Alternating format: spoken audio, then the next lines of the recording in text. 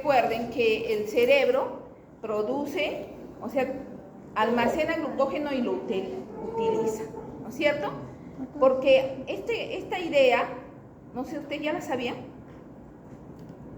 ¿Sabían que el cerebro tiene su glucógeno o no? Nada más quiero que me digan, ¿sabían o no? ¿Ah? ¿Chichi? Sí lo sabían, ya. ¿Y quién les había dicho? ¿Ah? ¿Han revisado?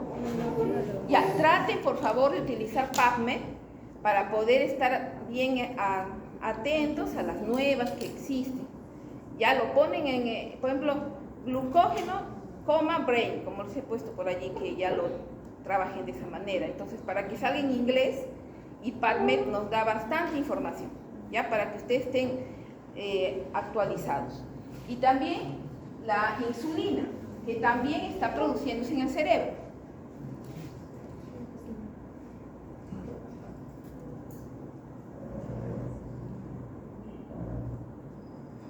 Hoy día que vamos a hablar acerca del dolor, sintetiza serpina, la cual actúa en la regulación del dolor neuropático. Hoy día vamos a trabajar el dolor y hay que recordar que el astrocito está haciendo ese trabajo, ¿no? Y la neuroinflamación.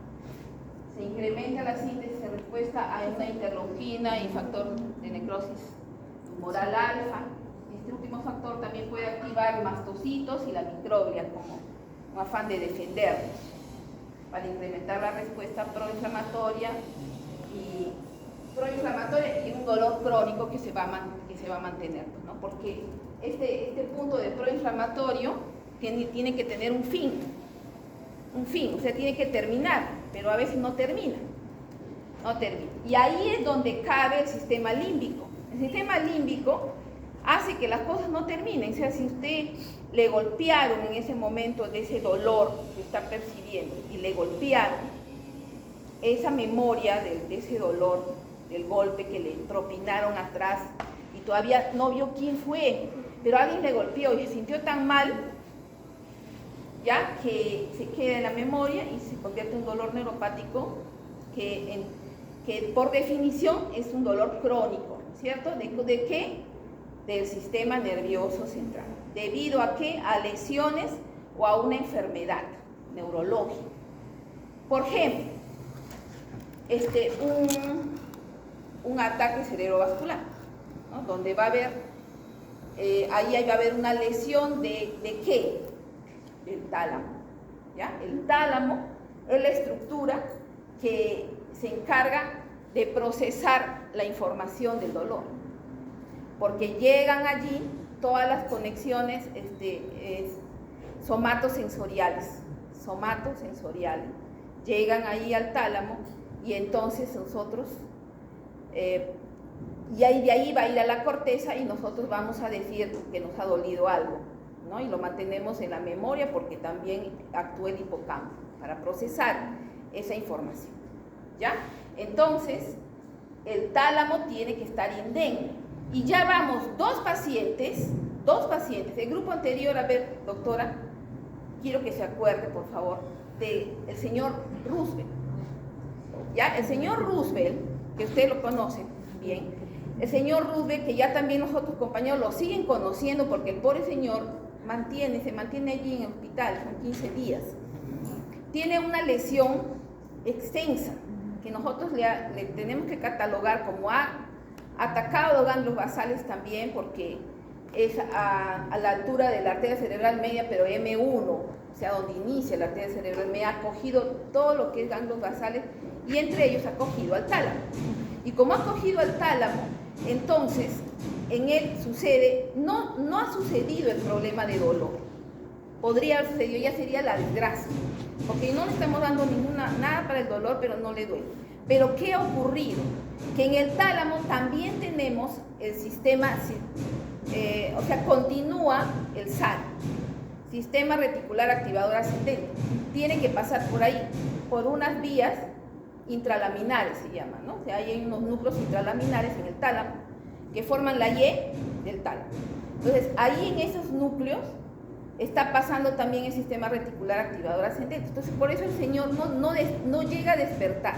Y como no llega a despertar bien, cada cierto rato se le pasa la saliva, lo que llaman acá le sigue, ¿no? O sea, pasa la saliva a la parte de todo, de la tráquea, ingresa al pulmón. ¿Me entiendes? Entonces no lo podemos despertar al Señor, por más que le levanto el brazo, le sigo y nada, ¿no? Entonces, ese tipo de ataque cerebrovascular, que es muy extenso, que se llamaría hemisférico, es muy peligroso porque finalmente la persona va a morir, porque vienen las neumonías aspirativas y es constante este problema, ¿no?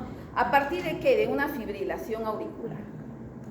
¿Ya? Entonces, el tálamo lo tienen que estudiar sí o sí, le van a hacer plastilina, todo van a hacer al tálamo para que puedan mantenerlo como un concepto claro del tálamo. ¿Ya, doctores? Entonces, el tálamo ya es la próxima plastilina que vamos a tener.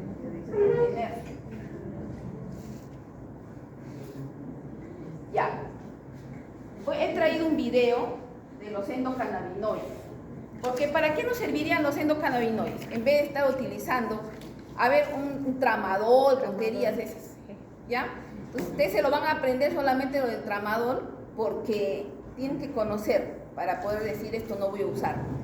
Entonces el tramadol, no, en vez de eso, el endocannabinoide.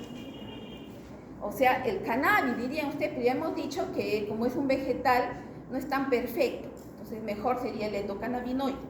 ¿Ya? Entonces el endocannabinoide tipo 1, que ya lo hemos mencionado, que tiene que ver con los astrocitos también. Secreción de D-serina que impulsa la potenciación a largo plazo para consolidar la memoria. Aquí lo están manejando para la memoria, pero el endocannabinoide también nos sirve para disminuir el dolor, también. O sea que ese endocannabinoide también lo tenemos que conocer bien, ¿ya? O sea, hablar de ácido valproico, cosas tonterías, lo vamos a hacer, pero es algo de verdad que mínimo comparado con todo lo que se viene y todo lo que existe. Entonces mejor estudiamos lo que se viene, porque eso va a ser la medicina del futuro. Entonces tenemos que tenerlo, ¿cierto? Ahí sigo yo poniendo los 23 trocitos. La microlia, que todavía ando ahí describiendo, la microlia. Ya, acá dice, dado que la barrera hematoencefálica es una estructura cuya permeabilidad es relativa, le ponen bidet supra, la estructura que la conforma requiere un periodo de maduración prenatal, postnatal, de comprenderse su integridad, está sujeta a acción de múltiples sustancias. ¿Ya? Entonces hay mediadores químicos que se liberan en condiciones patológicas, como por ejemplo el glutamato, el aspartato, la taurina. Ahí está, para eso les puse. La taurina del energético, lo que usan en Red Bull, la taurina. Claro, esa mismísima. ¿Ya? Entonces le puse por la taurina. ¿Ya? La taurina, ¿no? ¿Qué más? El óxido nítrico. Lo bueno del óxido nítrico tiene algo bueno, ¿no? Porque en un momento dado te ayuda porque produce vasodilatación, pero no podemos estar en vasodilatación constante, ¿no es cierto? Entonces, por eso no es bueno, porque produce éstasis y ya no hay flujo sanguíneo, ¿ya? Entonces, producido por los astrocitos o por las neuronas, ¿sí? Entonces la taurina también por astrocitos o por las neuronas. O sea que todavía anda en estudio eso, todavía no es tan definido, pero al parecer sí, bueno, el astrocito hasta ahora está en todos los estudios actualmente, ¿ya?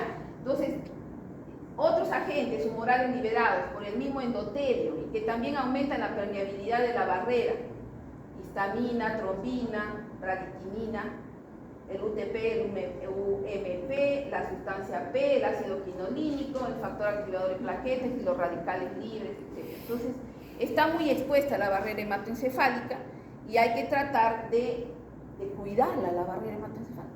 Entonces, hay que buscar cómo cuidar. En uno de los, cada uno va a hacer va a revisar un paper de ahí de PubMed, ¿ya? Entonces, sobre barrera hematoencefálica, veamos lo que hay. Y sobre endocannabinoide, esos dos podrían ser, y entre todos ustedes que son bastantes personas, Entonces vamos a tener varios papers y de ahí van a sacar, cruzar información con lo del compañero y entonces van a saber un poco más, ¿ya? Porque de esa manera es la única manera de que usted aprenda bien.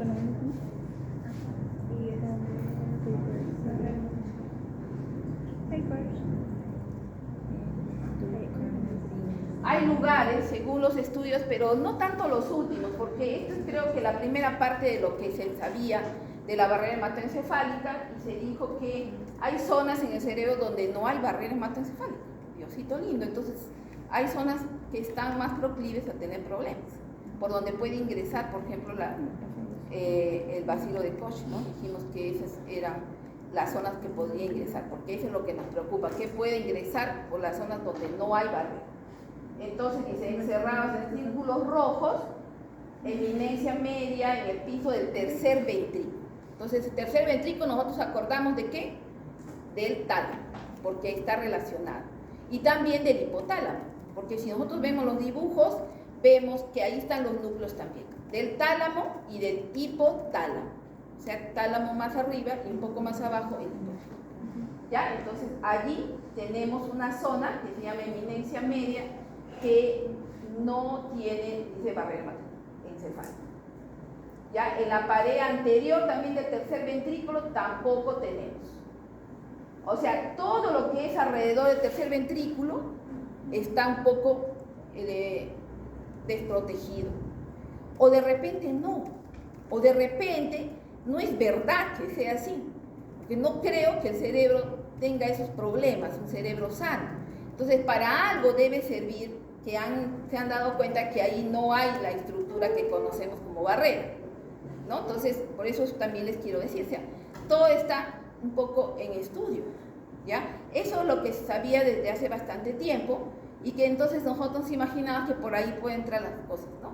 Pero digo yo, eso sería que los errores de la naturaleza, no creo que sean, ¿no? Entonces hay que tratar de ver los estudios últimos sobre este punto.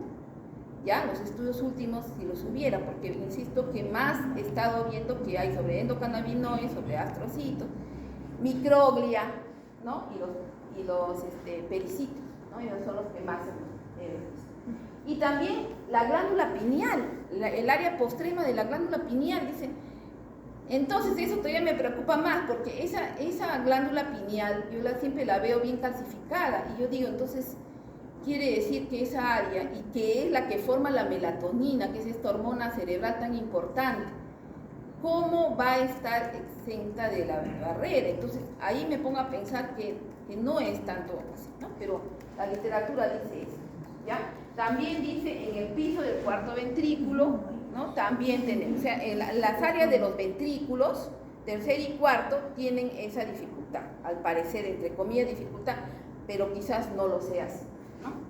Eso les quería decir también.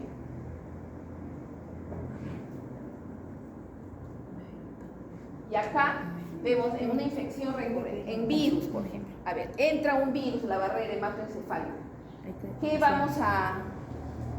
¿Qué puede pasar? ¿Cómo puede entrar? Decimos, ¿no? ¿Cómo puede entrar un virus a la barrera hematoencefálica? Primero tiene que haber una viremia, o sea que el virus esté en la sangre. Y luego de que el virus esté en la sangre, tiene 3 modos de ingresar. Uno, que sea por los monocitos o los macrófagos, con lo cual podría ingresar, pero no creo que lo dejen pasar tan fácilmente, pero ese dice que es una vía, ¿ya?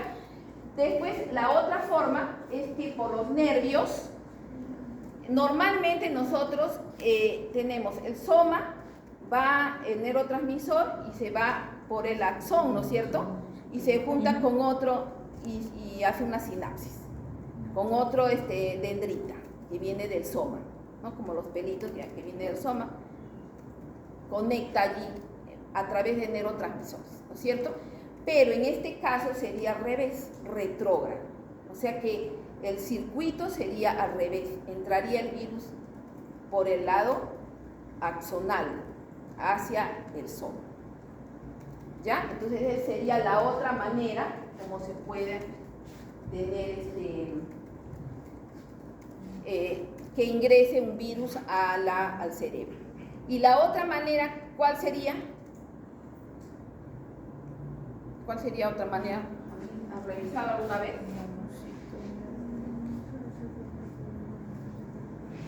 En pacientes con infección por VIH, las recurrencias son más frecuentes, los son más severos.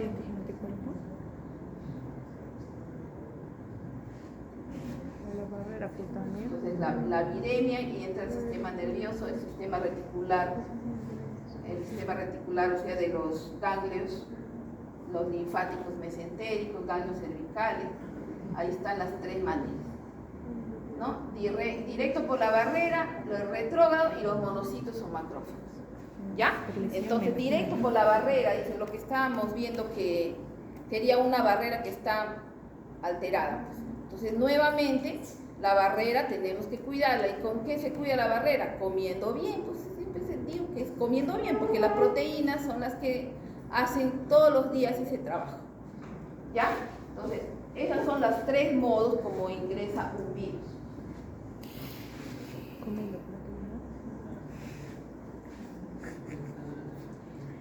También pueden estar guardados en los ganglios, ¿no? En los ganglios simpáticos, podrían estar guardados allí esperando, ¿no? Poder expresarse ya y ir por las tres formas que hemos mencionado. El arco reflejo, ¿ya? Entonces, en el reflejo somático y el reflejo visceral. Solamente acá para entender que no va a la corteza la información, sino solamente se queda formando acá un arco, ¿no? Con la interneurona, y tenemos que reflejo somático. ¿Cómo sería el reflejo somático? La información, recibes el estímulo externo, ¿no? Recibe estímulo externo, que es la parte sensitiva, y luego responde rápidamente con retirando el dedo. Retirando, o sea, la parte motora. Respuesta con la forma motora, ¿no?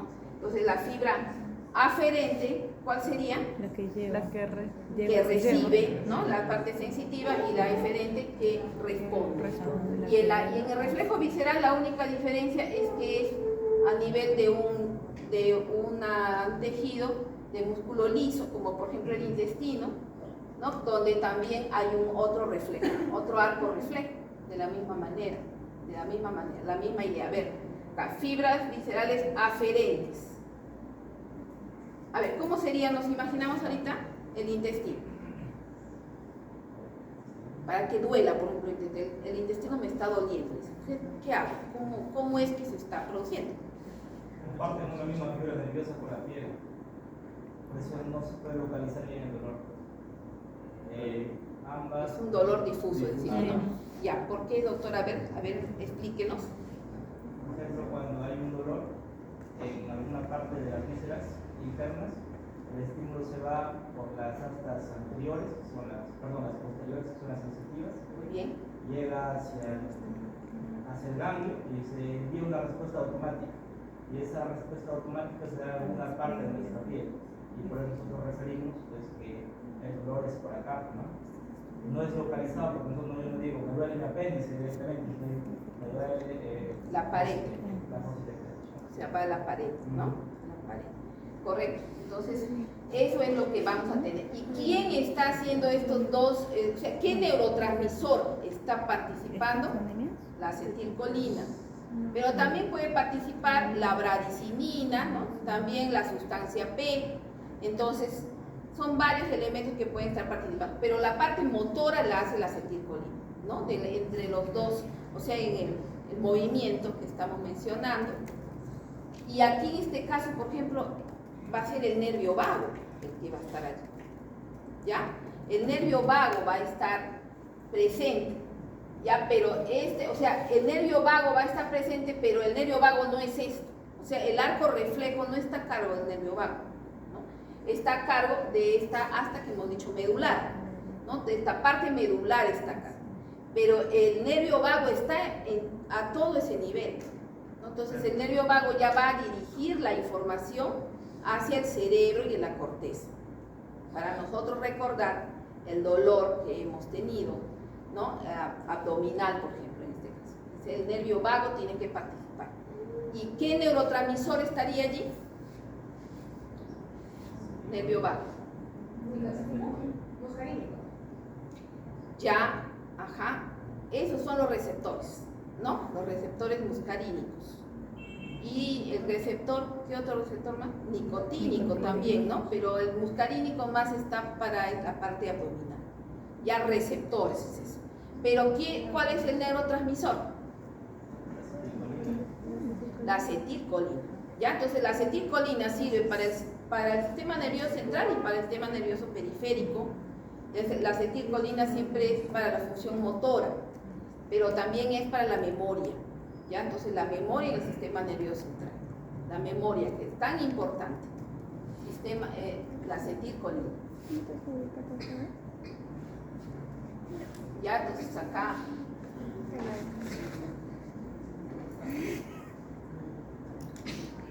he puesto, o sea, aquí es un diagrama que estamos viendo aquí en esta parte, cómo empieza el nervio vago, ¿no? Va a inervar al corazón, al pulmón. ¿Ya? ¿Y de dónde está viniendo? Tenemos dos núcleos, ¿no? Núcleo solitario y núcleo ambiguo.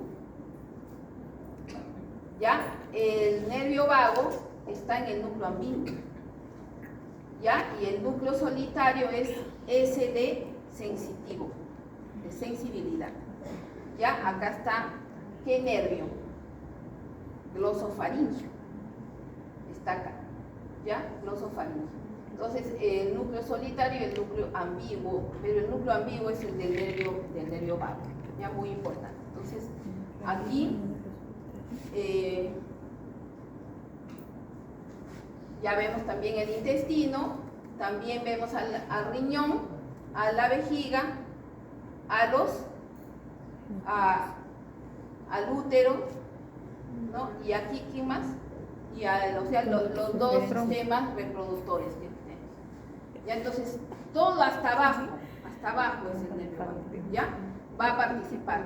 Entonces es muy importante el nervio vago, también lo tenemos que revisar muy bien porque el nervio vago va a participar en todo eso, así que tenemos que tenerlo en cuenta y tenemos que cuidarlo también y la acetilcolina también. Entonces, hay unos tratamientos inhibidores de la acetilcolinesterasa.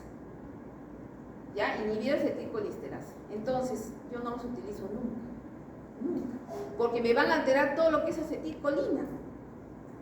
Van a dejarlo afuera y va a ser una catástrofe. Es más, ponen parche y el pobre paciente ya no sabe ni cómo se le va a ayudar porque ese parche no lo puede sacar con facilidad. Y allí tienes que soportar que le salga lo que le da la gana al parche. Doctores, por eso hay que tener cuidado con los medicamentos, doctores. ¿Ya? Hay que estudiar bien esta parte para poder entender de que no se puede, pues, ¿no? Porque si yo veo que la acetilcolina me sirve arriba, me sirve abajo, me sirve en todos lados, ¿cómo yo voy a utilizar un inhibidor de acetilcolinesterasa? O sea, voy a poner demasiada cantidad para este caso, porque quiero que la acetilcolina esté en el espacio sináptico y entonces utilizo ese medicamento. Siempre, cuando yo he visto que han utilizado otros colegas, todo ha ido mal. Así que yo mejor prefiero no utilizarlo. Ahí está la acetilcolina, que es bella, maravillosa. ¿Ya? ¿Y este receptor cómo se llama? Nicotínico. Sí, muy bien, es un receptor nicotínico. Y este dibujito siempre lo vamos a utilizar para este tipo de receptor. ¿Ya? Este dibujito indica que es un iono. Ajá. O sea que va a ingresar o va a salir, en este caso estás ingresando sodio, ¿no? Y saliendo el potasio, ¿no? El sodio siempre activa la membrana y el potasio más bien lo va a tranquilizar la membrana, ¿cierto? Entonces, el nicotínico, este receptor, es de este tipo, ¿ya? Ionotrófico. Entonces, y hay otro metabotrófico también, ¿no? Que ese sí necesita ¿qué necesita? La proteína G, que tanto decimos, y que tiene también unos 7 ingresos y salidas es un receptor muy complejo, ¿no? Que tiene 7 espacios allí con proteínas para poder hacer el trabajo.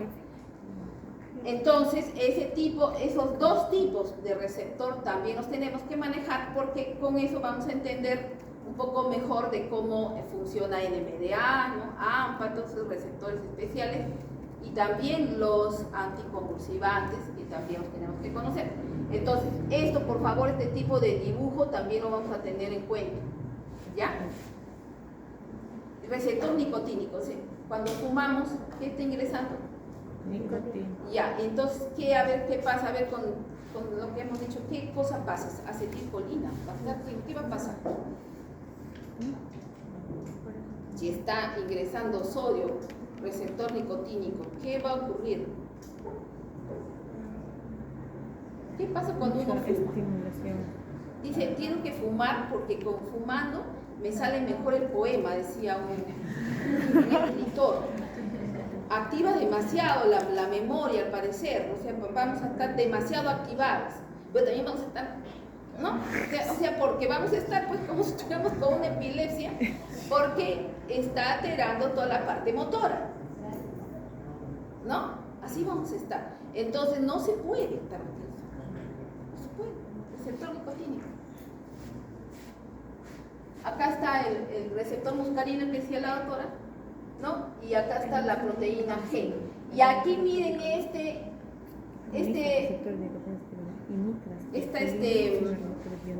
carboxilo, ¿no? El carboxilo, que es una, se dice una me va a decir, COOH, recuerden, ¿ya? Porque ese lo tenemos que retirar con una enzima en un momento que se necesita. Se necesita retirar y ya lo desactivamos todo con ese carboxilo solamente, ¿ya? Entonces es muy importante que lo tengamos presente. Las carboxilases, ¿no? Las carboxilases. A ver, dice, las ganglionopatías sensitivas o neuropatías sensitivas son una pequeña subcategoría de neuropatías periféricas, caracterizadas por degeneración primaria del soma de la primera neurona sensitiva, de los ganglios de la raíz dorsal y ganglio trigémino. A ver, ¿qué hemos dicho hasta ahí? Degeneración primaria del soma de la primera neurona sensitiva. ¿Cuál es la primera neurona sensitiva? ¿Dónde está ubicada? La primera neurona sensitiva. Está viniendo de afuera. Un ganglio, ¿no? El ganglio sensitivo. Allí está la primera neurona. Entonces, estas ganglionopatías es la degeneración del soma de la primera neurona sensitiva del ganglio de la raíz dorsal. La raíz dorsal se junta con la raíz sensitiva, ¿no? ¿Ya? Y del ganglio trigémino también, por si acaso, ¿no? El ganglio trigémino que produce mucho dolor, ¿no? Entonces, esa ganglionopatía, ¿y por qué será? Todo lo atribuyo yo al problema de alimentación, todo lo atribuyo, ¿ya? O sea que ahorita mismo, bueno, puede decir que sean otras razones, que la diabetes, que esto, que lo otro, pero ¿por qué la diabetes? También por la misma cosa, ¿no? No has comido bien, te da diabetes. No es que mi mamá también tuvo, no. Eso es porque no has comido bien, las proteínas están alteradas. ¿Sí? Diga, doctor. ¿Algo? Ya. Su etiología suele ser clasificada como hereditaria o adquirida. Dentro de estas últimas cobran especial interés las paraneoplásicas, ¿no? Entonces, así como hemos estado viendo hoy día el caso del paciente de la cama 200B, los síndromes paraneoplásicos. El señor tiene algo raro. ¿Qué le han visto al señor? Doctores, los últimos que están yendo, que el otro grupo no habíamos detectado, ¿ya? No habíamos detectado esa parte. ¿Qué estaba el pacientito? ¿Cómo estaba? Está en esta postura, ¿no? Y también sus ojos se cierran. Y tiene una ascitis. Y las enzimas hepáticas están normales. Entonces, al parecer dice que tiene una cirrosis, pero no hay datos que nos hagan ver, ni tampoco tiene estigmas hepáticos el señor. Entonces, quizás estamos frente a un síndrome paraneoplásico, ¿ya? En este caso, el problema estaría en la placa mioneural y se llamaría síndrome Lamberito, que hemos dicho, ¿no? Y que sería un problema paraneoplásico, ¿ya? Por ejemplo, acá habla del carcinoma broncopulmonar, el más vinculado. Entonces, ahí estamos asociando ya que la ganglionopatía sería por ese carcinoma, ¿no? Broncopulmonar. Y también otras enfermedades que siempre y a partir de no comer bien están apareciendo en estos últimos años. En estos últimos 20 años ha aparecido demasiadas veces síndrome de Sjögren, ¿ya? Así que ahora los reumatólogos están ganando más. Entonces, infecciones virales que también activan a las enfermedades autoinmunes. Las activan también, ¿ya? Entonces, todo a partir de no comer bien, doctores. Vuelvo a insistir. Ustedes de acá, de este curso, tienen que salir con esa idea, ¿ya? Con esa idea tienen que salir. Dada su afectación característica del sistema nervioso, suele dar una presentación clínica distintiva, dada por ataxia propioceptiva, alteraciones sensitivas en miembros, que aparecen de forma multifocal y asimétrica. Pero hay una ataxia propioceptiva, ¿ya? Entonces, las ataxias no solamente son cerebelosas, ¿ya? Porque nosotros siempre decimos, una ataxia cerebelosa no coordina bien el movimiento para el caminar, ¿no? Porque el cerebelo está alterado, ¿ya? Pero también puede haber, justamente porque las vías sensitivas profundas que están llegando también, ¿no? Por el hemisco medial, están llegando y van a pasar por tálamo, esas también pueden estar desmielinizadas, pueden estar con alteraciones en los receptores porque se dañó, por ejemplo, un COH que se fracturó ahí, que se retiró, ¿no? Esa raíz, y entonces ya tenemos una ataxia propioceptiva. ¿Con qué? Que no he podido todavía, voy a traerles, ¿no? Para poder hacer el examen físico de la sensibilidad propioceptiva, ¿ya? La sensibilidad propioceptiva se hace con un diapasón, ¿ya? Y con ello podemos detectar si la persona percibe el movimiento, ¿no? Rápido le infligimos en forma de presionar las articulaciones para ver si lo puede percibir, ¿no? Entonces es una forma de ver si tenemos alteración propioceptiva, ¿ya? Y también otra manera es ver si sus dedos, por ejemplo, yo muevo los dedos y le hago cerrar los ojos y muevo los dedos y le digo en qué posición se encuentra, ¿no? Esa es la otra manera de ver si la propiocepción está correcta, ¿no? Esa capacidad que uno tiene para darse cuenta de la ubicación de su cuerpo en el espacio. Entonces eso tenemos que trabajar también, porque vean ustedes que estas enfermedades tienen que ver con esas partes tan pequeñas, ¿no? de la sensibilidad que la tenemos que manejar. Entonces no solamente la sensibilidad superficial, sino la sensibilidad profunda que tenemos que ver en el paciente de todas maneras. Por ejemplo, este paciente, ya, bueno, entonces este paciente de la cama 200B, como les digo, está así, y él mismo me pregunta, ¿por qué estoy así todo el tiempo? Entonces, ya bien, haciendo unidad clínica, hemos interpretado qué podría estar pasando. Ya haciendo la unidad clínica con todo lo que le está pasando al señor. Porque él ha entrado, ¿por qué? Por una emergencia hipertensiva. ¿Ya? Por eso entró el paciente. Tiene 54 años y no sabemos mucho de él, pero hay que indagar más, ¿no? Acerca de este paciente.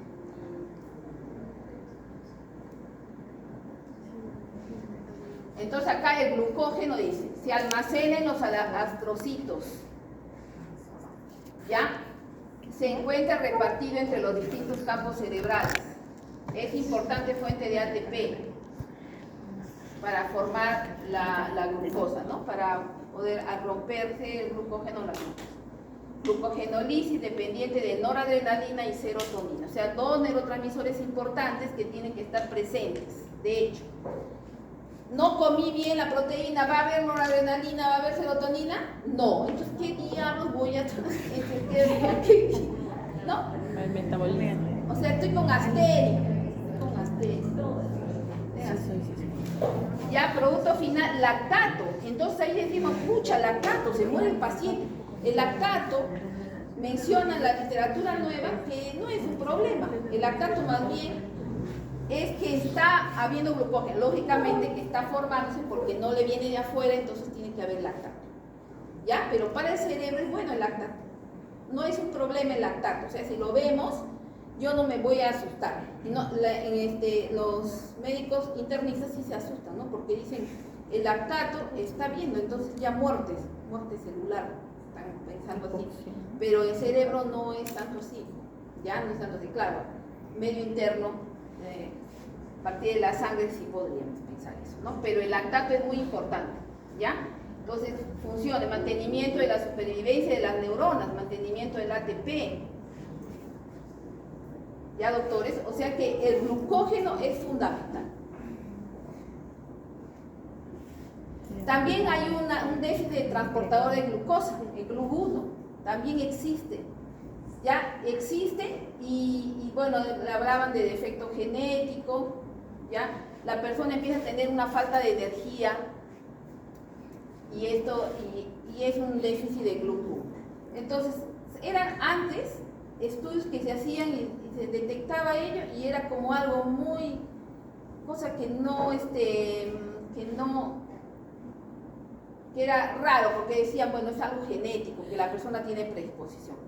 Pero yo le digo, a partir de que estamos viendo que hay cada vez más demencia, más deterioro cognitivo y todo ello, entonces todo ello, pues yo desde el inicio les he dicho que son problemas de energía en el cerebro. Ya si nosotros mantenemos la glucosa y mantenemos la insulina adecuada en el cerebro, no vamos a tener ninguna enfermedad cerebral. Ninguna enfermedad vamos a tener y vamos a poder estar siempre inteligentes como quisiéramos, ¿no? Como queremos, ¿ya? No vamos a tener cefaleas, nada que haga pensar, porque son síntomas de que la energía en el cerebro está disminuyendo. Eso es todas las enfermedades de dolores de cabeza, ¿no? Todo, y empieza con estos músculos, ¿no? Y ustedes han visto que cuando ya están muy estresados, ¿qué empieza a doler? Acá a esta altura, ¿no es cierto? Empieza a doler allí y esa parte es el nervio vago. Ya el nervio vago está alterado y allí ya atacó el sistema simpático. Atacó el sistema simpático allí, por eso aparece el dolor intenso. Porque el nervio vago ayuda a ¿qué? A tranquilizar todo el sistema. El nervio vago es el que nos va a ayudar a estar tranquilos y no tener ninguna dificultad. El nervio vago nos va a ayudar a tener buena memoria. Y la insulina, además de ser su papel metabólico en el cuerpo, también es producida en el cerebro y ejerce efectos importantes en la regulación del apetito, de la memoria y del metabolismo en general cerebral. ¿Ya? Entonces hay unos estudios en la Universidad del Valle, exploran estas funciones y la vía de señalización de la insulina en el sistema nervioso, mientras que la agencia, ¿no? También de FAPES señala que la resistencia a la insulina cerebral es un posible factor de enfermedades neurodegenerativas. O sea que también podría haber resistencia a insulina en el cerebro y esa sería la razón por la que tenemos enfermedades neurodegenerativas como Alzheimer. Otro problema energético que también se está produciendo. ¿Ya? Y son los últimos estudios que también se están realizando sobre la insulina cerebral. Entonces, regulación de apetito, memoria y metabolismo. Por eso que se ha dicho que la diabetes mellitus tipo 3 es la enfermedad de Alzheimer. Por eso se ha relacionado de esa manera. Ya, entonces, regulación del apetito. O sea, ¿va a dónde? A hipotálamo. Ahí tenemos bastante, ¿no? Creo que con el grupo anterior vimos 6 lugares donde había insulina en el cerebro. ¿Ya? Y uno de ellos es el hipotálamo, ¿no? ¿Se acuerdan que hicimos el examen de eso?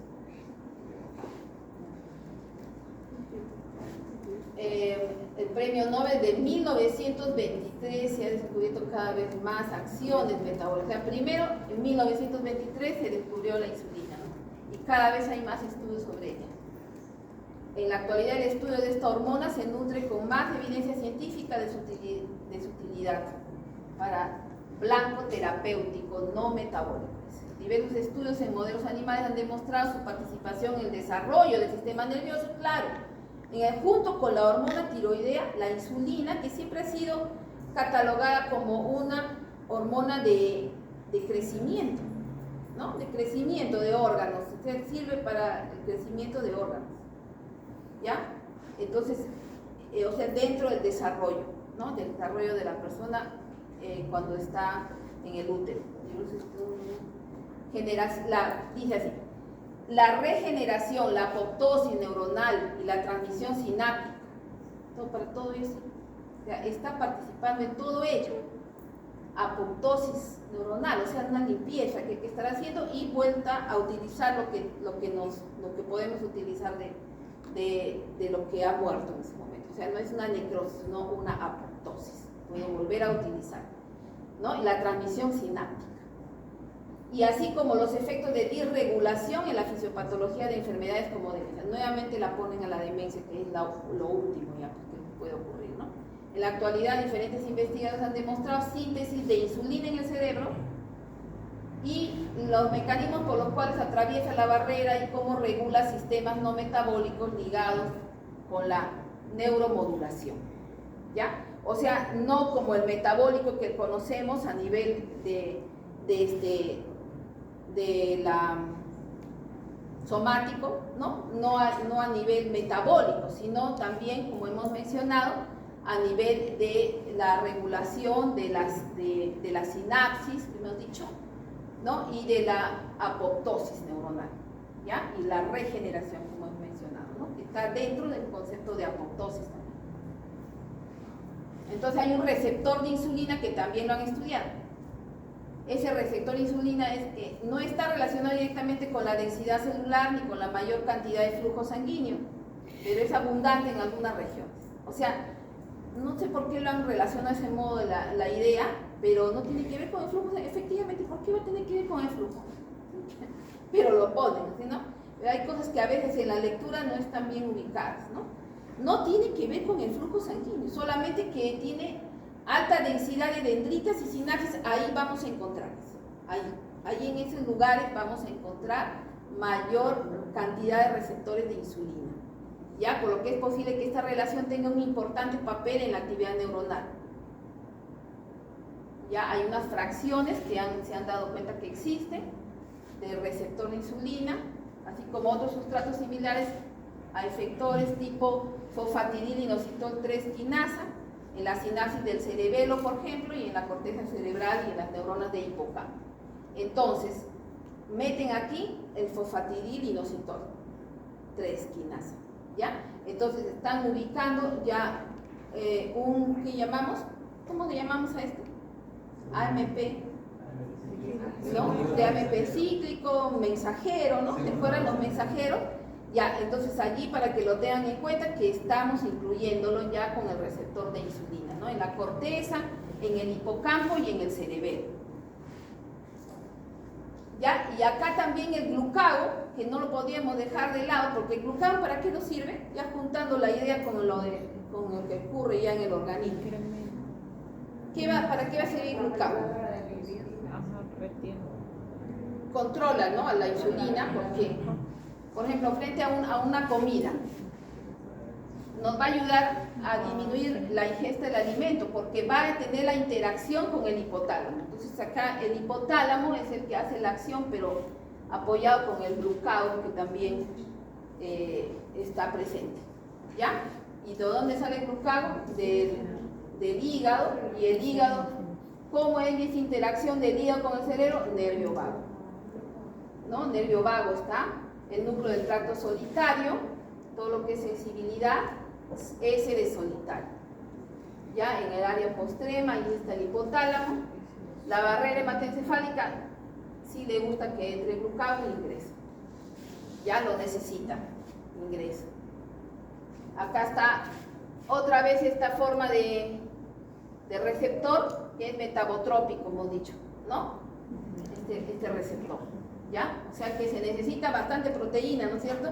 Ah, no quiero comer, que esto, que el otro, para estar bien flaquito. Y ahí nuevamente todo el tiempo estamos necesitando. Entonces parece que no lo relaciona. Péptido C y la proinsulina en diferentes zonas del cerebro. Otra vez péptido C, que tanto lo hablamos en otros órganos, ¿no? En la famosa,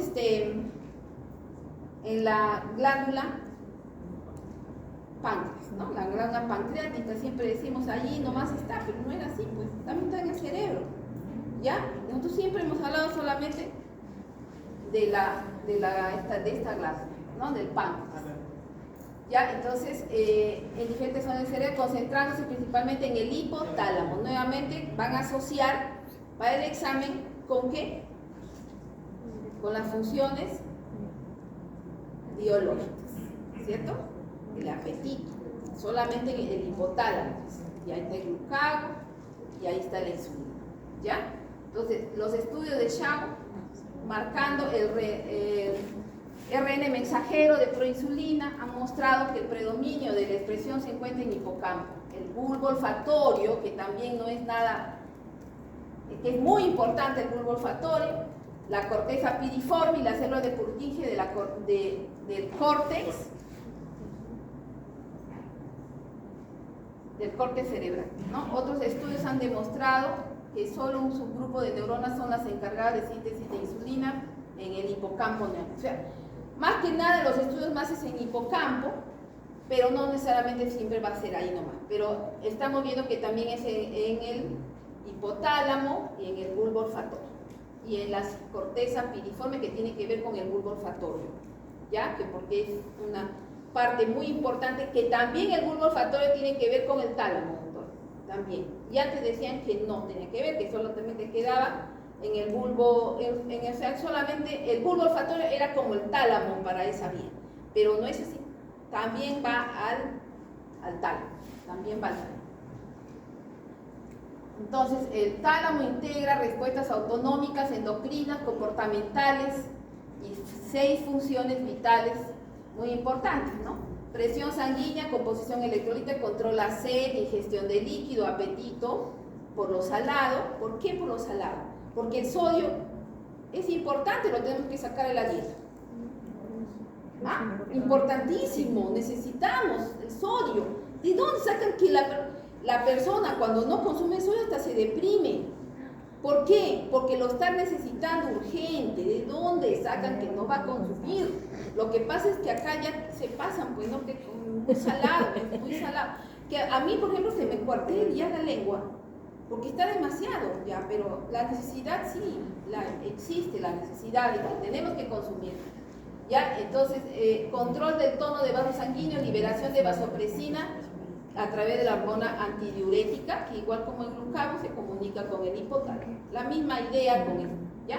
Metabolismo energético, controla el hambre, comportamiento alimenticio, controla la digestión, libera hormonas como son los glucocorticoides, las hormonas de crecimiento y la famosa TSH, que es la hormona tiroidea hipoficial, que es fundamental también, fundamental. Si yo no tengo bien ese sistema, tengo que poner un poquito de levotirosina. Poniendo un poquito de levotirosina, dejo de necesitar cualquier otra cosa y con eso le ayudo al paciente. Ya le ayudo al paciente con una cantidad mínima y no estoy haciendo tonterías de estar dando, de dar otras cosas que no están dirigidas a la necesidad, ya, con ello. Entonces, comportamiento reproductivo sexual parental, órganos reproductivos, gónadas, parto. ¿No? Ahí hemos visto los órganos reproductivos que tienen que ver con el nervio vago, ¿ya? Y entonces el nervio vago se comunica con el hipotálamo y es así como está la conexión. ¿Ya?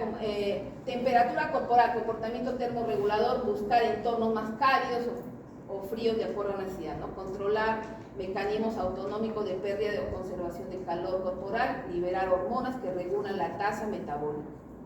¿Cuál sería la hormona que regula la tasa metabólica? Tiroidea, ¿no? La TSH, ¿no? La hormona tiroidea, la hormona tiroidea, T4, T3. ¿No? Comportamiento defensivo, regula respuesta a estrés, regula lucha, huida frente a amenazas. O sea que el hipotálamo es el principal para mí, porque con las funciones biológicas lo arreglamos todo. Y ya con esto de regular el sueño, ya pues ni hablar, porque con eso nos regeneramos y se terminó la enfermedad. Se terminó la enfermedad. Un buen nervio vago que nos ayude, se terminó todo. Se terminó todo lo malo en la enfermedad. Ya, y acá está nuestro querido hipotálamo, ¿no? Con todos sus núcleos. ¿Ya? Entonces ustedes van a tratar de poner cada núcleo. Les voy a mandar unos papelitos donde dice este para este y este. ¿Ya? Pero la cosa es que lo tienen ahí presente. A ambos lados del tercer ventrículo. Regulación de ritmos circadianos, mamíferos, los núcleos supraquiasmáticos. Los supraquiasmáticos son los que regulan el ritmo circadiano, ¿ya? A ver, ¿dónde están los supraquiasmáticos?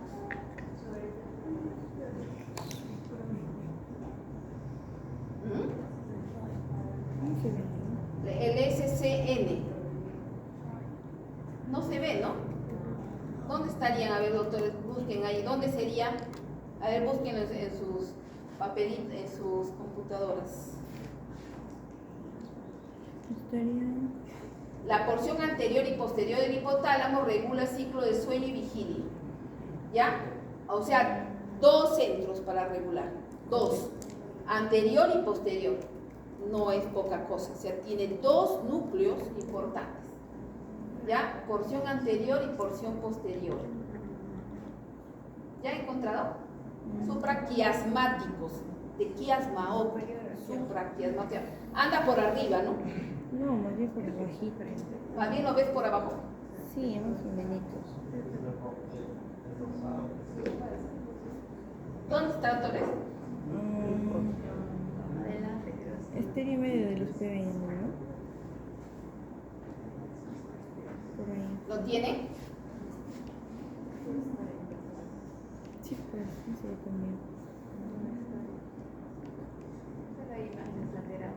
Doctorita linda. Sí. Ah, Sí, casi todos son imágenes Son laterales. Ah, no, ya. sí, transversales. Entonces, ya, entonces les prometo que les traigo, pero que a ver lo siguiente.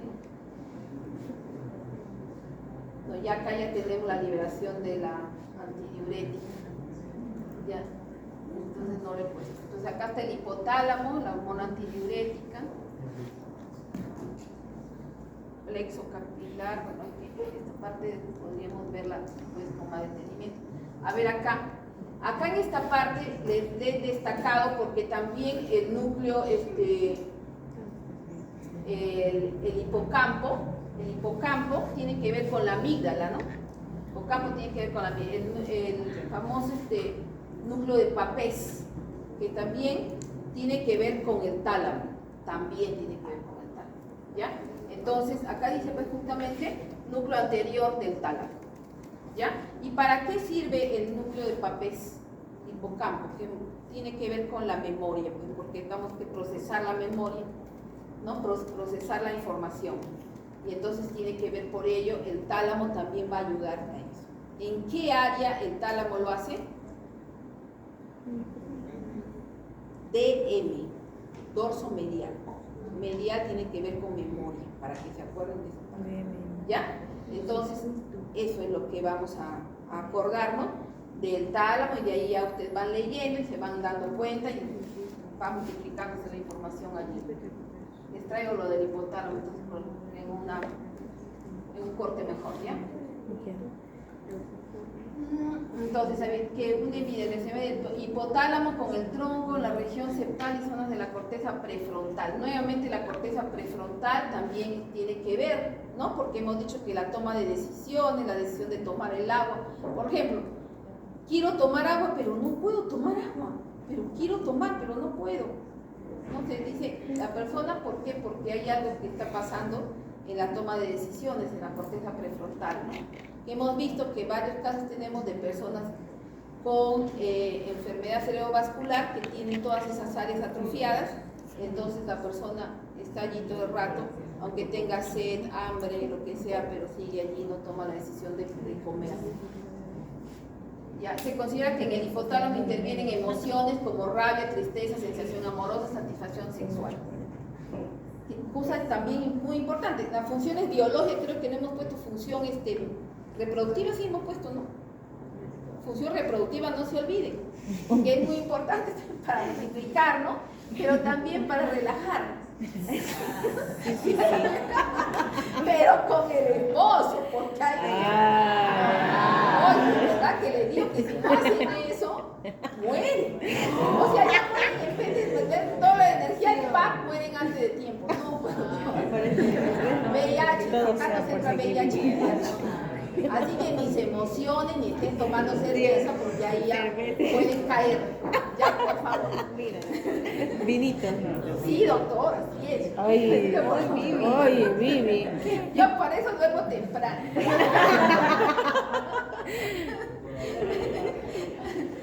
De lo que se pide. Ya, insulina cerebral, entonces también este cuadrito, ¿ven? ¿Ya? Insulina cerebral, transcripción genética, modulación hipotalámica, apoptosis, síntesis proteica, autofagia. Aquí le vamos a poner algo que no todavía le he encontrado. Ya, y neuromodulación. Ya, doctores, pero este cuadrito sí, está muy bueno porque está sirviéndonos para ver. Ya, entonces, modulación, gasto energético, control de glucosa, comportamiento alimentario, ¿no? Y la modulación hipotalámica. Claro que ya lo entendemos perfectamente porque son las 6 funciones que la está teniendo, ¿ya? Que tiene relación porque en el hipotálamo hay bastantes receptores, bastantes receptores para insulina. ¿Ya? Y neuromodulación para evitar el estrés oxidativo, desarrollo cognitivo, transmisión, sinapsis, regulación de receptores GLUT. Estos GLUT también son muy importantes, los receptores GLUT en el cerebro. Creo que fueron los primeros que estudiamos porque ahí estudiamos todo lo que era glucosa, las laxaderas y todas esas que hablamos solamente de glucosa, ¿no? Alguna vez ustedes lo han revisado, pero ahora ya sabemos un poco más. Entonces estos GLUT, hay bastantes GLUT, del 1 al 5 y bastante información sobre el GLUT. Yo siempre me acuerdo, acá están los GLUT, ¿no? Yo siempre me acuerdo de los GLUT cuando uno hace ejercicio con bicicleta, los GLUT 4 son los que están en las piernas. Y esos GLUT son los que nos ayudan a que las piernas no engorden mucho. Miren, yo cuando me fui a hacer una investigación sobre topos de papa. Es un probiótico, y bueno, en ese momento no sabía que era probiótico, sino era un antibacteriano que es muy conocido en los tiempos de los incas, ¿no? Y antes quizás. Entonces, llevé mi bicicleta a Huánuco y empecé a manejar bicicletas. Estas piernas que ustedes ven que están bien gorditas, horriblemente gorditas, con la bicicleta se mejoraron rotundamente. No era yo, hasta yo me había quedado a mirar cómo había adelgazado. ¿Ya? O sea que los GLUT 4 empezaron a trabajar, porque yo debo tener unos GLUT 4 lentos, o sea, lenta formación de GLUT 4, debo tener en las piernas para que me suceda eso. Porque otros, no pasa eso. Ya, entonces yo les digo, los que tenemos piernas muy gorditas podemos hacer ese ejercicio de bicicleta para activar los GLUT 4 y se termina el problema y se contornean las piernas que ya ni ustedes no se van a imaginar. Ya, entonces es muy importante. Ahí está el GLUT 1 y ahí está el GLUT 4. A ver, vamos a ver qué dice el GLUT 4 a nivel cerebral. Solo en áreas especiales, bulbo olfatorio, hipocampo, a nivel de giro dentado, cerebelo e hipotálamo. Ahí lo van a encontrar. Pero yo les digo que en las piernas, ¿no? También hay. ¿Ya? Ahí también lo tenemos, pero en el cerebro tenemos ahí. Grupos están en las neuronas y en la glía, regulan glucosa e insulina. ¿Ya? El GLUT 4 que les acabo de decir para que se acuerden, ¿no? Pero el GLUT 1 es el ubicuo, o sea, que está en todos lados, es el abundante en células gliales, en los endotelios, que tampoco es poca cosa, porque si yo no tengo GLUT 1 allí, los endotelios van a estar menos inestables, ¿no? Y necesitan energía para poder recambiarse los endotelios. ¿Ya? Y regulación cuando hay hipoglicemia, ¿no? Cuando hay hipoglicemia se regula con el GLUT 1. ¿Ya? Después, a ver, dice que el GLUT 2 solamente lo han visto en hipotálamo. ¿Por qué será? Y hay unos tanicitos, por favor, revisan qué diablos es tanicitos. ¿Ya? ¿Qué son los tanicitos? Que también los están ya queriendo estudiar como los pericitos. Y GLUT 3 también en cerebelo, bueno, ya. Y acá hay un lugar donde no había en los otros, que es el cuerpo estriado. Cuerpo estriado, con eso también ganglios basales. Ya hemos dicho de ganglios basales su importancia. ¿Ya? O sea, tálamo, de frente nos vamos a tálamo, ¿no? Pero en el GLUT 3 está por ahí. ¿Ya? Cerebelo también hay bastante. El GLUT 3 y 4 en cerebelo, ¿no? Las dendritas proximales y cuerpos proximales, el GLUT 8. Nuevamente acá en el córtex olfatorio, o sea, están estudiando bastante todo lo que es bulbo olfatorio, todo lo que es vías de olfatoria. La vía olfatoria la están estudiando constantemente y es importantísimo, por eso decimos, ¿no? Nosotros olemos algo y nos amargamos, olemos flores y nos alegramos. Entonces es una conexión muy importante que lo tenemos que tener en cuenta, ¿no? la terapia esta de oler. ¿Cómo se llama la terapia de oler algo bueno?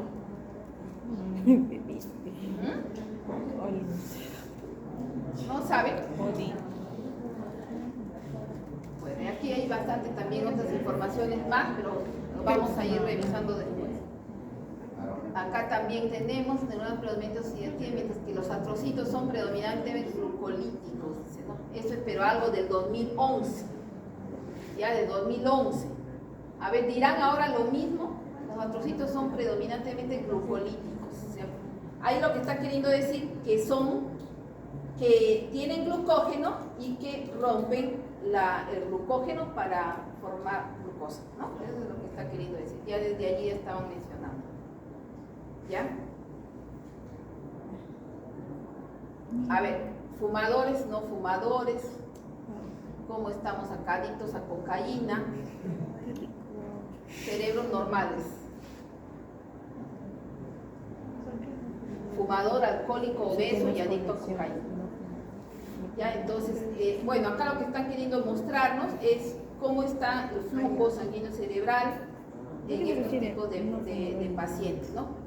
Y estamos viendo también qué zonas están alteradas con menos flujo sanguíneo, en las zonas de ganglios basales, ¿no? O sea, más que nada del núcleo estriado, porque este es el tálamo, ¿no? Este acá, este y este. Y estos son, este es el núcleo estriado y también estaría ahí el óvulo de la ínsula, que también está cogiendo, ¿no? En este nos damos cuenta más, ¿ya? Que está con muy poco flujo sanguíneo cerebral. Ya, eso es lo que estamos observando. En cambio aquí dice que está normal. Yo este lo vería más normal, ¿no? Y una persona que no fuma, ¿cómo está acá sus tejidos cerebrales? ¿Ya? Entonces, a ver, el fumador tiene bastante nicotina, ¿no? O sea, estaría aumentada ahí la nicotina, los receptores para nicotina, estarían muy aumentados, o sea, la acetilcolina estaría en mucha cantidad, ¿ya? No es lo adecuado. Doctora, una pregunta. Sí. De esas 4 imágenes inferiores, Sí. ¿Cuál es lo sano? Porque todos dicen normal y el otro dice no fumador. Por eso te digo que lo que estamos viendo nada más es que estas zonas que están perfundidas. El rojo es porque está perfundida las zonas. ¿Ya? Eso es lo que le estoy mencionando. Y también el tamaño, ¿no? Estas están un poco más pequeñas, pero más que ni siquiera de pequeñas es de flujo sanguíneo, nada más. Es lo que está mencionando allí.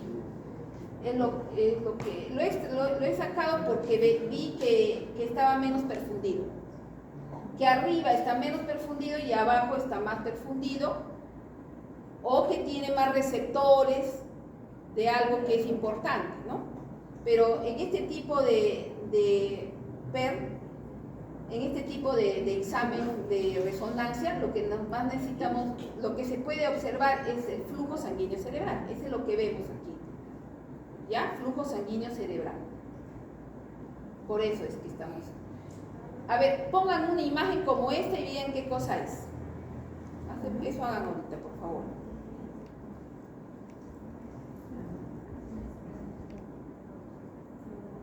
Por ejemplo, en este adicto de cocaína, tampoco le estoy viendo. Acá veo que hay unos espacios, pero también los veo acá, ¿no? O sea, no hay mayor. Lo que más noto es estas dos imágenes, estas imágenes de los núcleos estriados.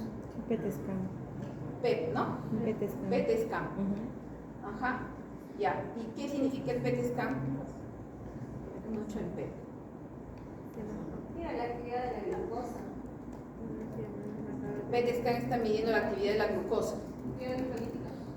Ya, entonces, ¿cómo lo explicas allí? Hay más actividad glucolítica en una persona que está normal y menos en el que están con los problemas, ¿no? Entonces, ¿y dónde hay más actividad glucolítica? En los núcleos estriados. Claro, los núcleos extensos. ¿Ya? Hay más perfusión sanguínea también allí porque se supone que es lo que se necesita más. Hemos dicho que los ganglios basales son muy importantes, están muy perfundidos, ¿no? Hay bastantes arterias perforantes a ese nivel. Ahí sí podría decir que cuanto más flujo sanguíneo tenemos, es porque esas zonas son muy importantes, ¿no? Hemos visto hoy día, por ejemplo, cómo está la persona que no los tiene bien a esos núcleos.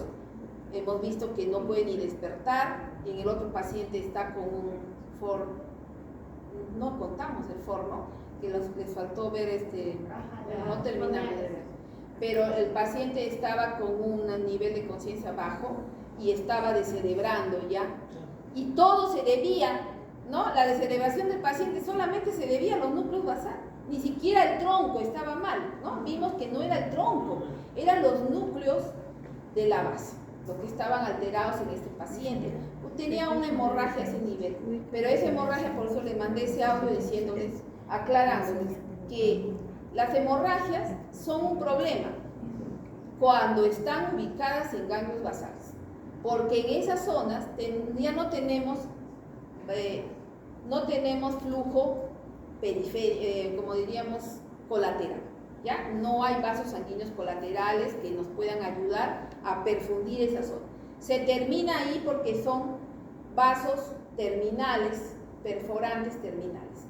Ya no hay manera de hacer cambios allí, y entonces se muere esa zona, se muere. Y así está el señor, ¿no? Un señor de 54 años con ese problema, que era un hipertenso, ¿no?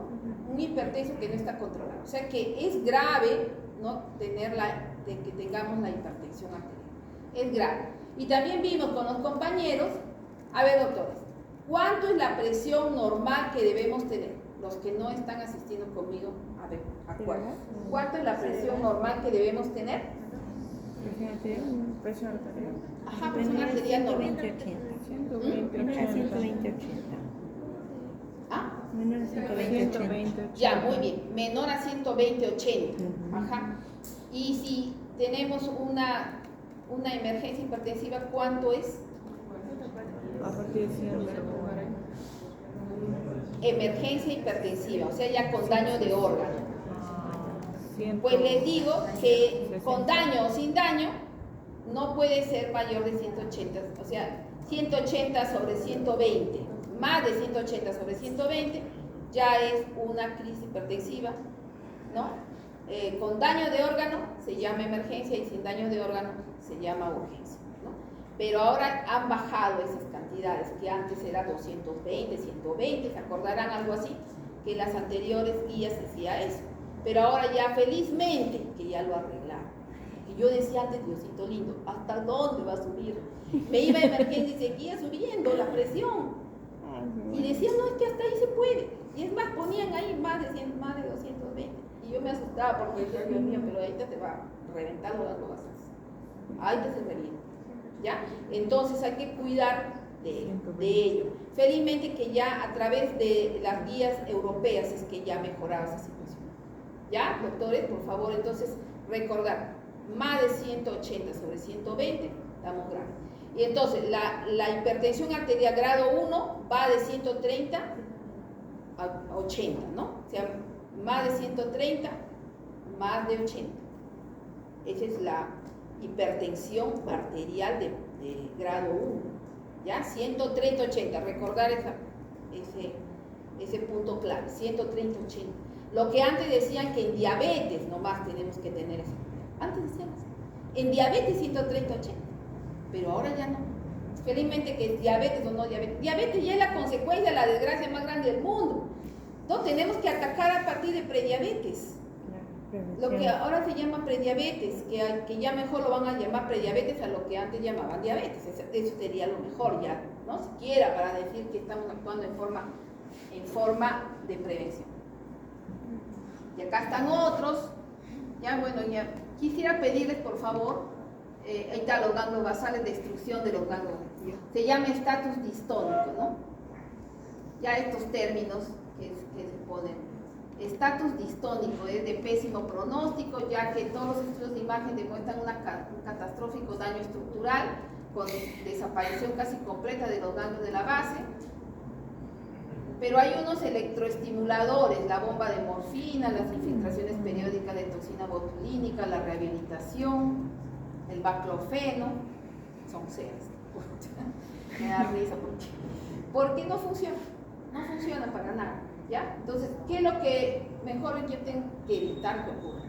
Ya por eso le digo lo de la hipertensión, que es muy importante, ya, porque lo único que quizás podría ayudar en algo la toxina botulínica, ¿no? Más bien hay que revisar a ver la toxina botulínica para que esa nos podría ayudar de alguna manera, porque ahí les mandé a un grupo también cómo está el pobre pacientito, ¿no? Con un hemivalismo, ¿no? Todo el tiempo está con una distonía muy marcada, un paciente que tenemos que también tiene epilepsia, que el núcleo que dispara la epilepsia en este paciente es los ganglios basales. Ya en este niño que tiene 12 años que vive así, ¿no? Entonces con la toxina botulínica le puede ayudar al niño y le podría ayudar, pero con lo demás nada que ver, porque el diazepam lo voy a tontar, no le voy a, porque ese es un niño inteligente, recontra inteligente, y felizmente que no agarra el celular, es que cada vez más inteligente. Entonces no le voy a dar cosas. Ahora, baclofeno sí nos puede ayudar un poco porque va a relajar la parte medular, ya, porque actúa a nivel medular baclofeno, ya podría ayudar, pero una pequeña cantidad, tener mucho cuidado de trabajar con pequeñas cantidades, ¿ya, doctores?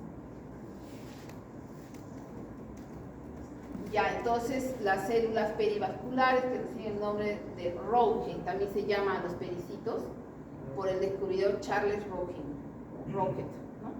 Se conoce como células murales también, porque también están presentes en las fibras contráctiles de las células vasculares del músculo liso, ¿no? Creo que les dije que también está en el riñón, y por eso que los han descubierto también alrededor de los endotelios de la barrera hematoencefálica, similares a los que están en el riñón, ¿no?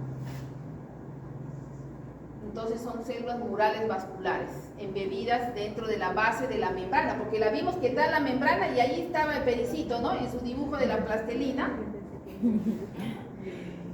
Los pericitos poseen un cuerpo celular con un núcleo destacado y un citoplasma de contenido reducido, o sea, más núcleo, con varias prolongaciones largas que abarcan la pared del endotelio, y ellos están embebidos en la membrana basal de la microvasculatura que está formada por pericitos y células endoteliales, ¿ya?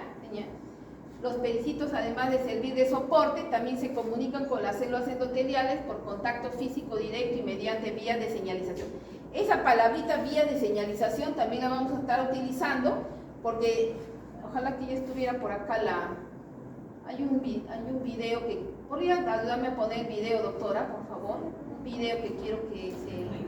Bueno, acá el edema cerebral también les quería decir. Tenemos el vasogénico, el citotóxico y el intersticial, ¿ya? El edema cerebral. Entonces, estábamos viendo con los grupos que están asistiendo ya a la práctica.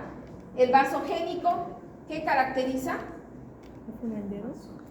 Barrera hematoencefálica, nos ubicamos ahí, hay una permeabilidad aumentada del capilar y hemos dicho que es una disrupción de la barrera hematoencefálica, ¿no? Ya, entonces va a ver, nos ubicamos con vasogénico.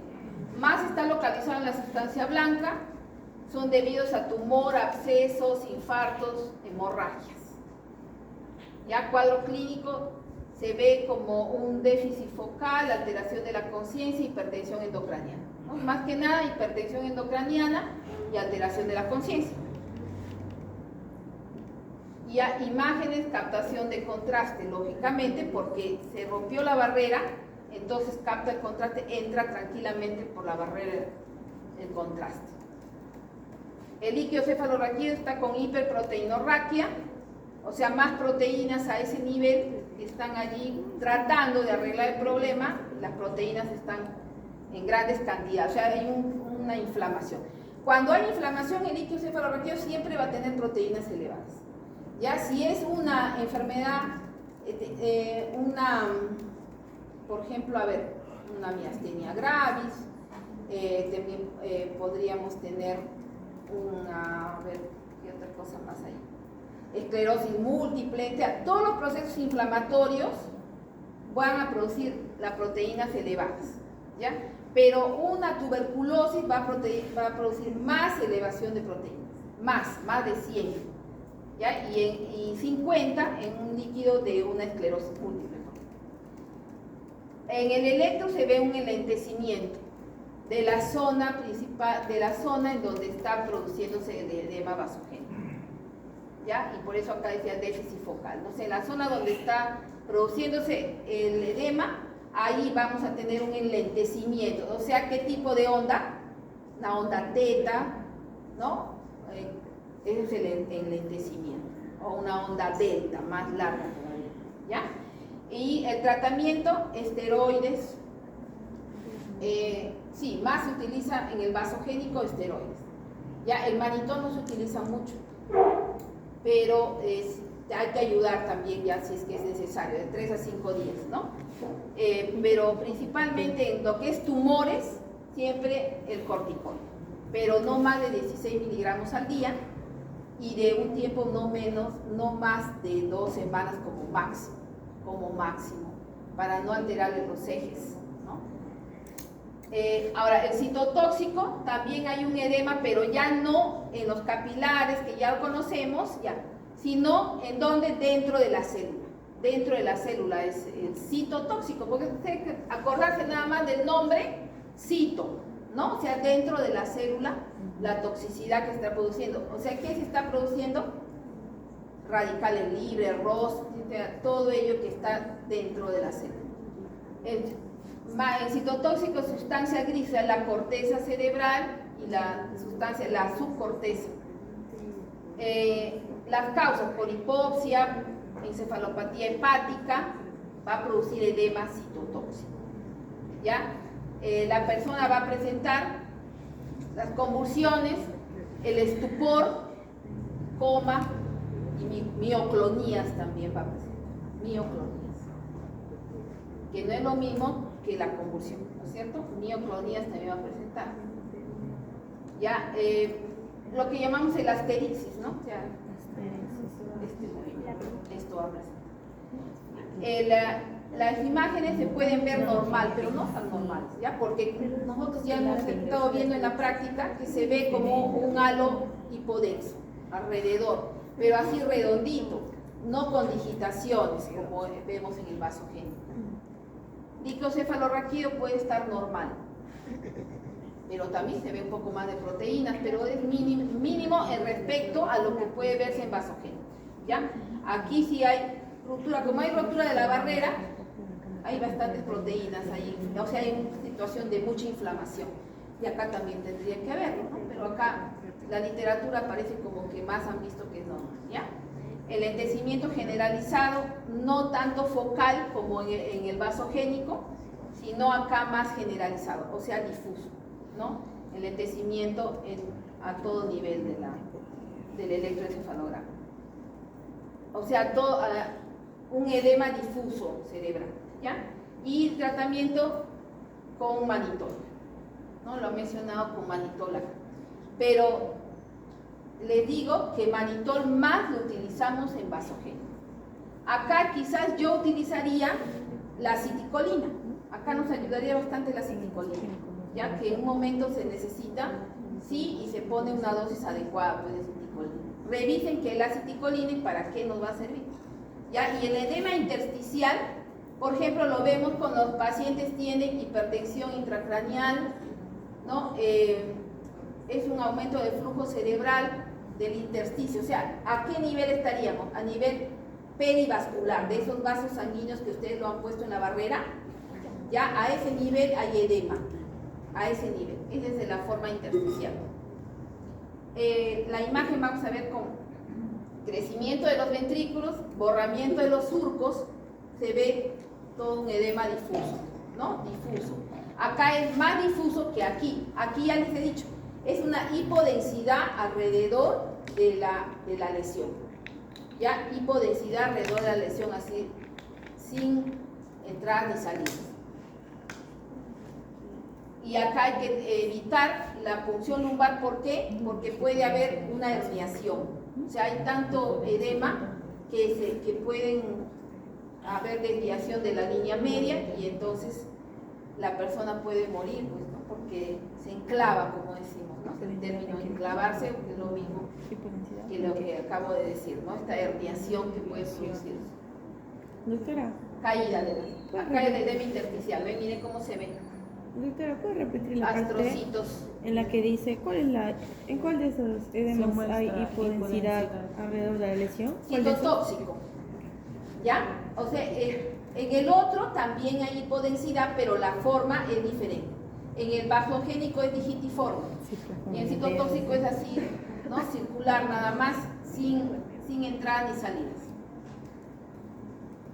Y este es el dibujo de un edema intersticial. Acá está el ventrículo. O sea, el ventrículo está con tanto líquido que va a extravasarse al intersticio, ¿no? Así lo menciona la fisiopatología de esos tratos.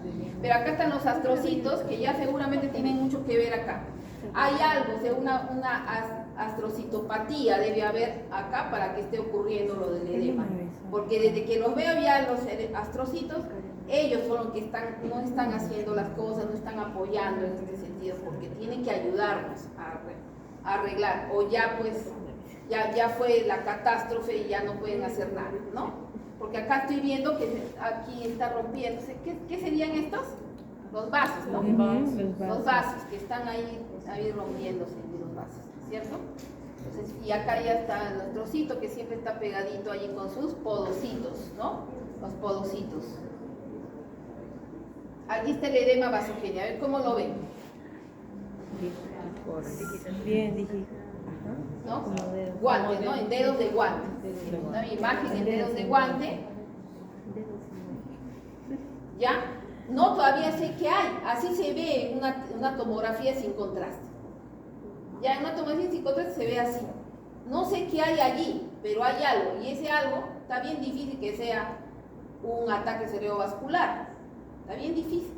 Aquí hay algo malo, algo muy malo. ¿Ya? Entonces allí, aquí está que ya está invadiendo también la línea. Está invadiendo un poquito, pero está invadiendo ya.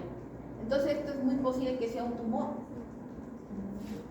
Un tumor, y además hay un edema difuso también, ¿sí o no, doctor? Sí. O sea, se combina, ¿no? Se combinan todos los conceptos acá. O sea, hay edema difuso y hay el edema vasogénico.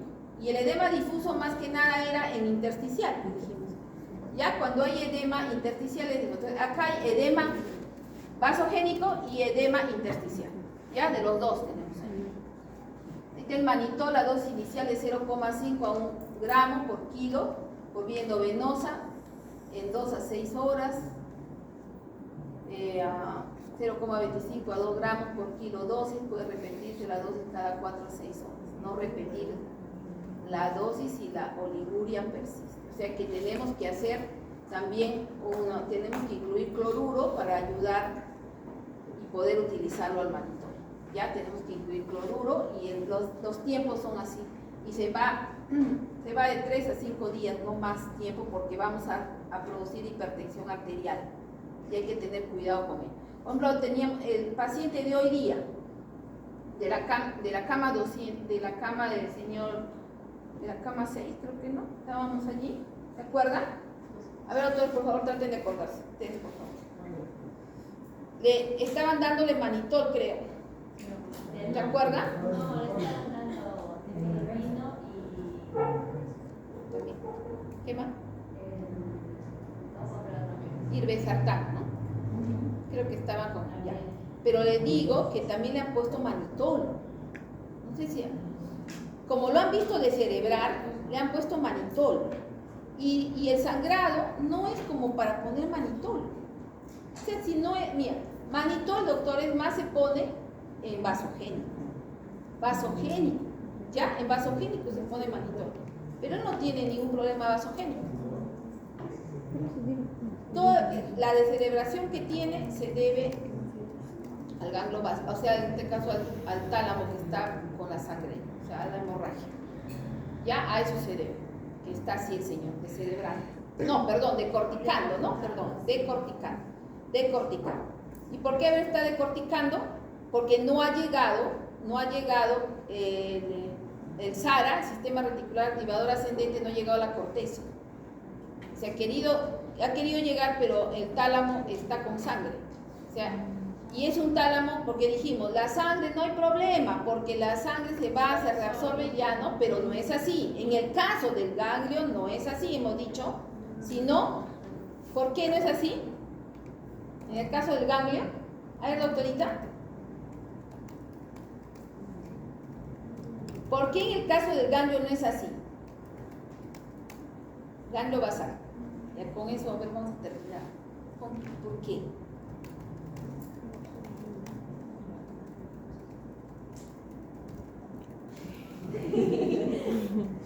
No es así porque están las arterias perforantes allí. Termina, Porque si conoces terminar. de todas maneras va a morir ese tejido, porque se rompe la arteria, no hay quien venga a no hay colaterales. Doctores, no se olviden de esa Que son parte. músculos en terminar. Ya no se olviden, esa parte es muy importante. El polígono de Willis, A nivel de ganglio. tan lindo y bello.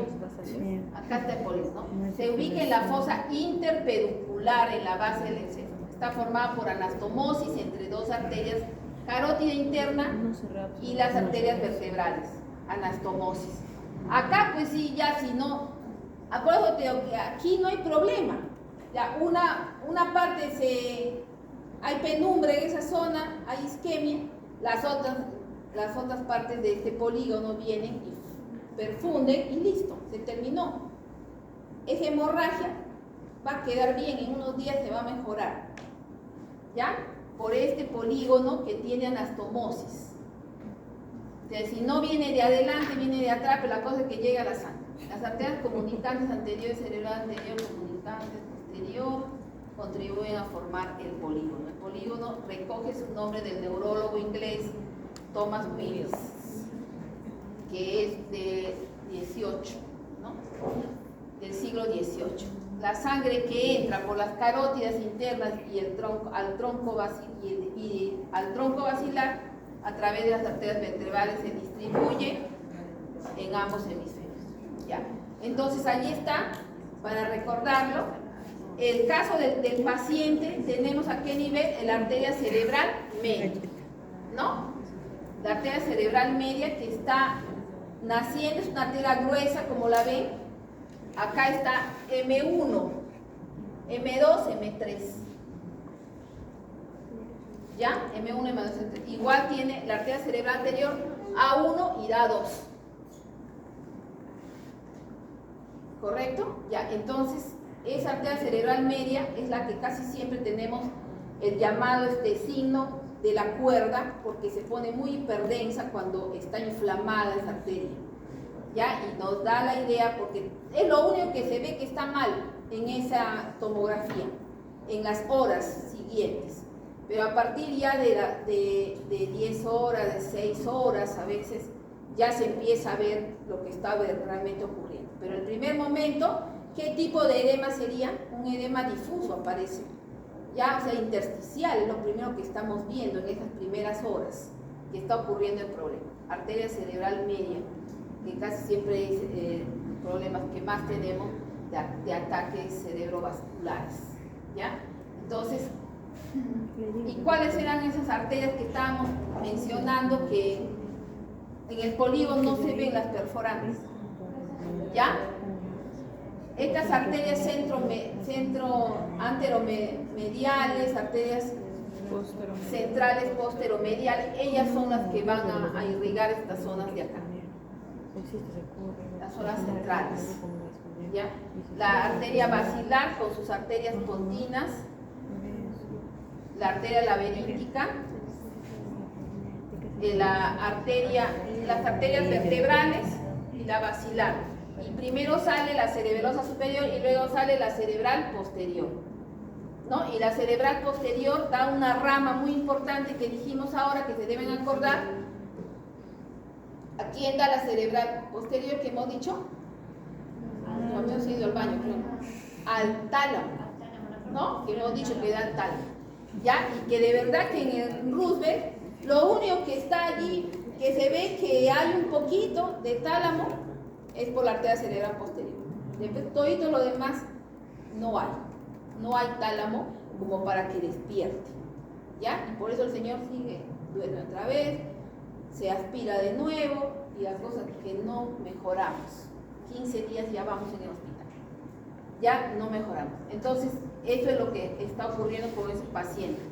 De acá, de la arteria cerebral posterior, arteria comunicante posterior, ya entonces, como ven, es anastomosis, ¿no?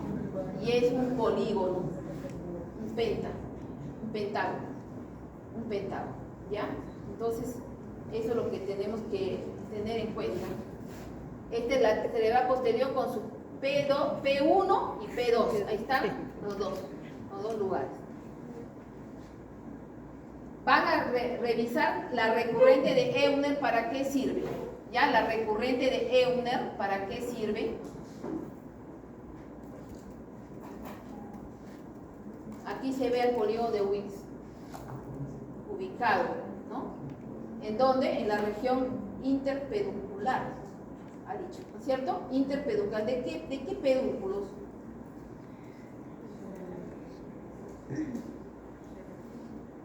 ¿De qué pedúnculo? ¿Ah? ¿Cuál es el pedúnculo, doctores? Pedúnculo cerebral, ¿no? Del pedúnculo cerebral. El pedúnculo cerebral son las orejas de Mickey Mouse. Ya, a esa altura estamos hablando. A esa altura estamos hablando. Interpeduncular. Fosa interpeduncular.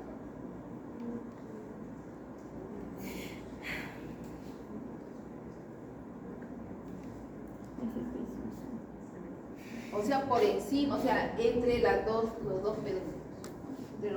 Y ahí ya también estamos viendo al quiasma, ¿no? Quiasma. Y acá está la irrigación justamente de esa arteria que estamos mencionando, ¿no? Es las ramas de la arteria cerebral media. Son las arterias lentículo-estriadas laterales, las lentículo-estriadas mediales. Esas son las que van a irrigar nuestro famoso ganglio basal. Núcleo lenticular, el tálamo, núcleo caudado le está llegando también. Acá le está llegando de la comunicante anterior, ¿no, doctores? Al tálamo, acá estamos viendo que le llega, y acá está la recurrente de Euner. Por eso es muy importante la recurrente de Euner, ¿no? Porque está justamente irrigando tanto al núcleo lenticular como a la cápsula interna. Está irrigando allá. ¿Ya? Y también la cerebral anterior, que también está irrigando al tálamo.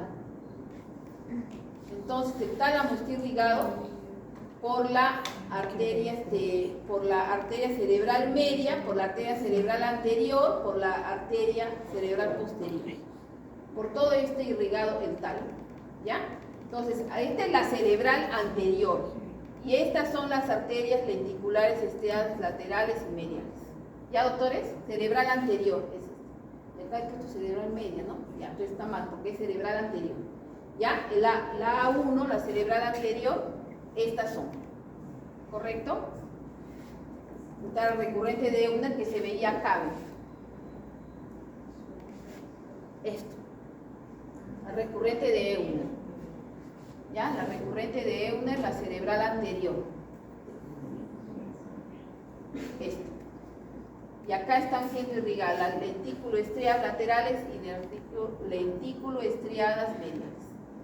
Cerebral anterior, comunicante anterior, le está dando al tálamo. ¿Ya, doctores? Acá está el tercer ventrículo.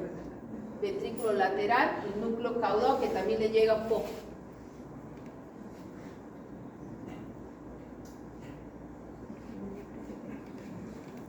Acá también estamos viendo a la arteria, cerebral anterior, por acá, y acá que estamos observando, a ver, mírenlo, cerebral media, ¿no? Cerebral media que también está dando.